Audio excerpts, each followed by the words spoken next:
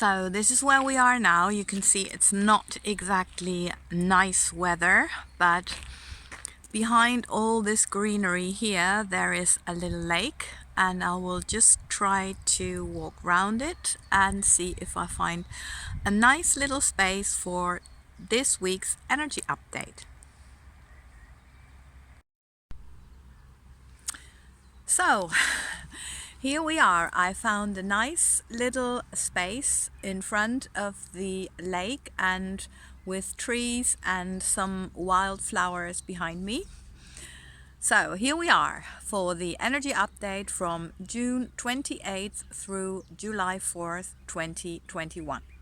My name is Heike, and maybe you already know me from my feel good workout or my dance videos or my daily energies on Instagram and Facebook.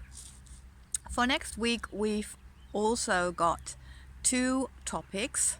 The first one I found so interesting when I was tuning in because the energies were so weird.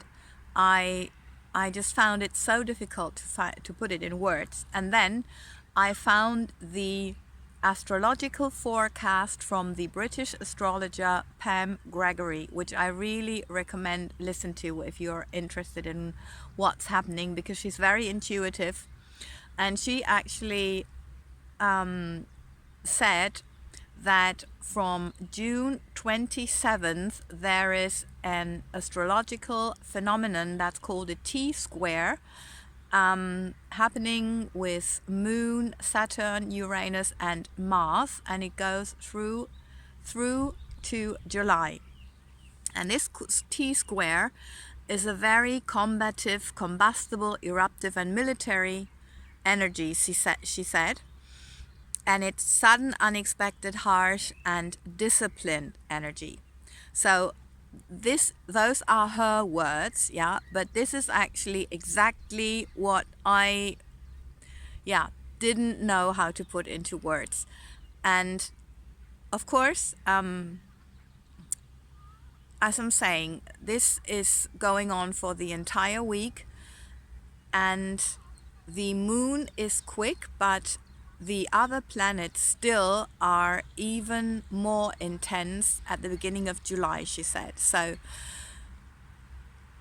yeah, it's been last week, I think it's been quite intense energetically, but we again need to very much prepare ourselves with self-care tools to help us to get through this week, to stay centered, to stay positive, and to not let it get to us, so that we don't react to all this, because of course you can have more arguments, you can be more stressed, your nervous system can be just really running so high. So just try to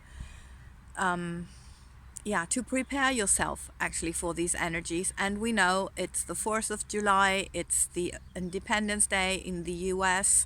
We know there's a lot going on with the elections. They are counting the votes again. So yes, I have to admit there is something that I am that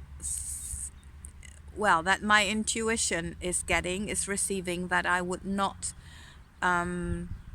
tell in public at the moment. The only thing I would like to remind you is we are the creators of the new earth. So we need to not only stay positive, but to really focus and milk everything that's positive. So if you see, for example, new inventions, new little businesses, there's so much happening at the moment. Really focus on that. Focus on everything that is sustainable, that is invented, that's pointing towards that. So you are milking that energy, you are on that high frequency, because we need this frequency to rebuild the planet and to create the new world. we know the US are considered leaders of the world. I don't want to say the only ones, but they have a very important role. So if something's going on there, we know we're getting it in Europe. So just be prepared and observe more than anything, because the volcano needs to erupt, but then you can only do something about the damage afterwards. So, or about anything that happened. Yeah, I'm not trying to say that it's necessary something negative. Actually, I think it might be something shocking but positive. I'm convinced, actually. So, and that's the thing anyway, how I try to live my life, that I'm always trying to find things which are positive about a severe situation, also about this last year. Yeah. I've even been thinking about making a list of positive aspects about COVID. I have not gotten around to do that, but I will definitely do it, because there were some really positive things. So we know it's this in the end, this ongoing battle between Uranus and Saturn. And as also the astrologer mentioned, Uranus always wins, but it is a process and it is a battle. So we need to be patient, we need to observe, need to learn our lessons, and that's how we can actually really make a difference and have an impact on this new world. So the second thing is create a bubble of self-care, and that's very, very strongly related to that first topic. It's about a sacred space for yourself. Maybe you've already done this list of whatever you could do if you're not feeling well, because of everything that's happening, because of the collective energy, and then something's happening in your life on top of that, and we all know the story. So it's not only about this list and what to do, it's actually about where also. Yeah, what is your sacred space? Maybe there's a little space in your garden, or as I have it now, in front of a lake. Yeah, there's another lake I love so much going to, which has so many ducks in it. They've all got their little chicks now, and they've grown up, so it's really funny to watch how they learn everything and how they follow their parents. Anyway, so just make sure that you create a little sanctuary for yourself. It can be inside, it can be outside, and just go there if you need to, and make sure you really feel protected and relaxed. And this is a duck, it's really approaching, and it's quite noisy, right? So yeah, it's really a peaceful, tranquil space that you need. And also take time regularly to ground yourself, more regularly than you did before. You can do that by eating what grows in the earth, like carrots, potatoes, or root vegetables. Also walk barefoot on your grass if you've got a garden, or here, for example, around the lake, you could do so. Or next thing, you could exercise out in nature. Not only go for a walk, that's brilliant anyway, but also maybe you could take your exercise mat and do Pilates, yoga, my feel good workout. I just really like to invite you. I've got all these videos in English, Spanish, German, so whatever you need, just make use of it. That's really important. And, well, did I forget something? Yeah.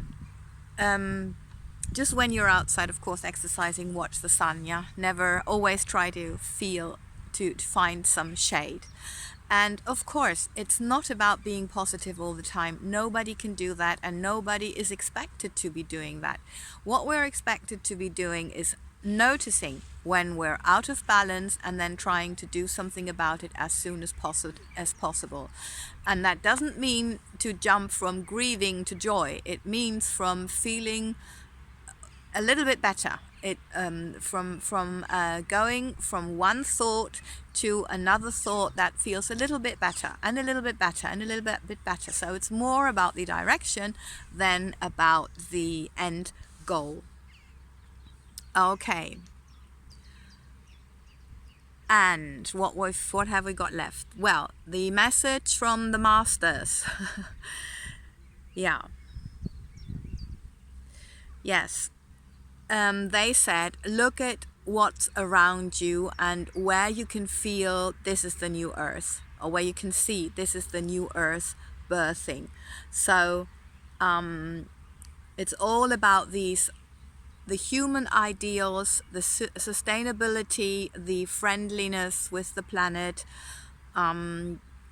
We are not more than any plant, any creature, any whatever. And to really understand we are part of nature, we're not something more superior or whatever. We are not. So if we kill the earth, we have nowhere left. The question they've got for us this week, first one is, what is life giving?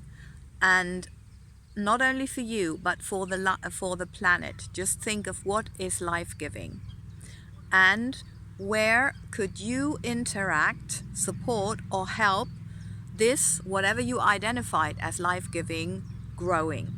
Where could you interact, support to help this growing? Okay? And don't worry about, oh, I can't do anything now. Just remember, where you take your energy, where you have your attention, this grows. So have your attention on what you notice is helpful, and it will grow.